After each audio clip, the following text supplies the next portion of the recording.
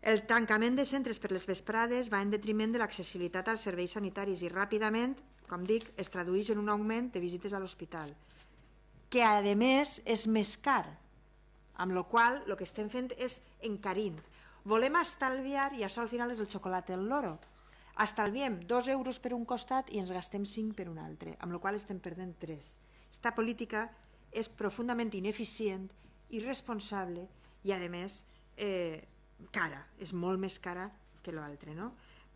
Diu la Societat Espanyola de Medicina que moltes vegades amb l'excusa de l'efectivitat en algunes comunitats autònomes han tancat centres d'atenció continuada, els sona, senyories, i consultoris de forma total, amb un retall a curt termini i sense servei de contraprestació. Això significa moltes voltes un allunyament del pacient agut i crònic que repercuteix en l'hospital, tot el contrari del que promulguen els plans de crònics. El año pasado hubo modificaciones en cuanto a los horarios, lógicamente pues de todo ello se ha derivado alguna pregunta. La realidad, a efectos prácticos, aquí no ha pasado absolutamente nada. Mire, la realitat, senyor Ibáñez, és que vostè hauria d'anar allí a parlar amb la gent que treballa en l'àrea de salut i tindria que anar a parlar allí amb els pacients i tindria que veure lo calenta que està la gent en aquest tema en la Marina, Hi ha altres poblacions que més. Estan calents? No, lo següent. I com ja ha dit molt bé la senyora Albiol, allí no se li diu Marina Salut, se li diu Marina Taüt. Això, és que això és així, això és la realitat. Isquen dels despatxos i vagin a parlar amb la gent. Vagin a parlar amb els que estan patint, per exemple, la llei del silenci que ha imposat Marina Salut entre els professionals, que allí només obrin la boca els estatutaris, perquè els altres tenen por de dir res, perquè si no se'n van al carrer. Mira la realitat. Senyor Ibáñez, la realitat, vostè sap que la realitat el que és que en maig, el mes passat, se'n van anar al carrer 17 persones, 17, en maig? Això és la realitat. Això vostè ho sabia? Doncs això és la realitat. 17 persones. I vostè me diu que està funcionant tot amb normalitat. Home, si per normalitat entén que allí van menys temps, menys dies, menys punts d'atenció continuada, menys hores, menys urgències, però que allí no s'ha muntat un, no sé, quan van a treballar normal, se posen la bata i tal, sí, normalitat n'hi ha, però no és la normalitat que n'hi havia abans dels retalls, no són les hores que n'hi havia abans. Un professional ara té que atendre dins i fora, el que parlàvem abans de la ubiquitat, té que atendre la gent que va al centre i a més les assistències a domicili. Ja me dirà vostè com se fa això. Igual que abans. Això és la normalitat? No, això no és normal.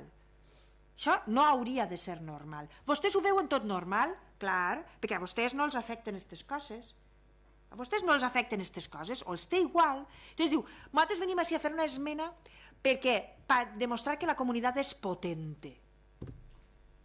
No sé jo, molt bé, quina qualificació o quina interpretació donar-li això del potente. Sí, potente. Molt bé. Però és que així no estem parlant de la potència del govern, que per altra part no m'importa molt, és algo que me resulta absolutament irrellevant. Estem parlant dels retalls en les urgències, estem parlant de que se torni a la situació anterior, de que pobles que ara tenen ni tan sols tots els dies atenció mèdica ja no urgent.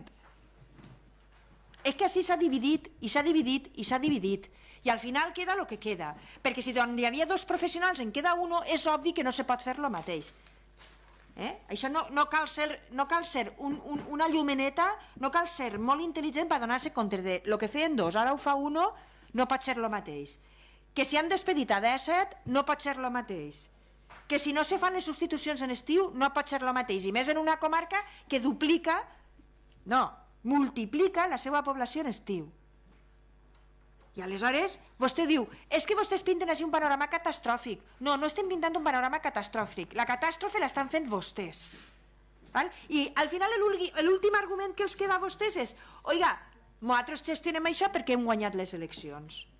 Una altra tautologia. Clar que vostès gestionen perquè han guanyat les eleccions, perquè si no això seria una anormalitat democràtica, no? Vostès han guanyat les eleccions i gestionen, però això no vol dir que estiguen gestionant bé. Vostès han guanyat les eleccions, sí. Vostès gestionen, sí, però gestionen mal. I prioritzen mal.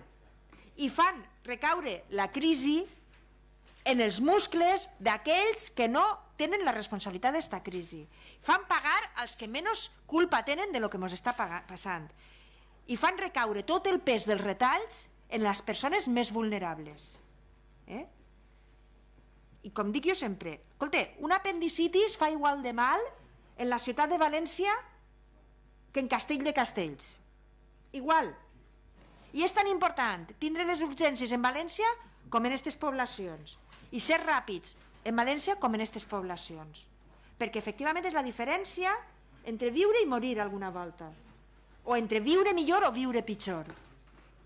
No s'estranyen vostès que després els índexs de qualitat de vida estiguen baixant. Baixen per coses com esta, per els seus retalls, per les seues injustícies, que és el que és insostenible. El sistema és sostenible. El que és insostenible és la injustícia que amb les seues polítiques estan posant, fent trontollar el sistema. Eix és el problema. El problema són vostès. I efectivament, guanyarem les eleccions. Guanyarem les eleccions. I aleshores els demostrarem com se gestiona millor. Moltes gràcies. Finalizado el debate de este punto, pasamos a la votación. ¿Votos a favor?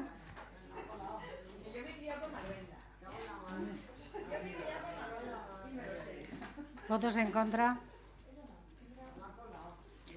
Por 7 votos a favor y 8 en contra, queda rechazada esta proposición no de ley.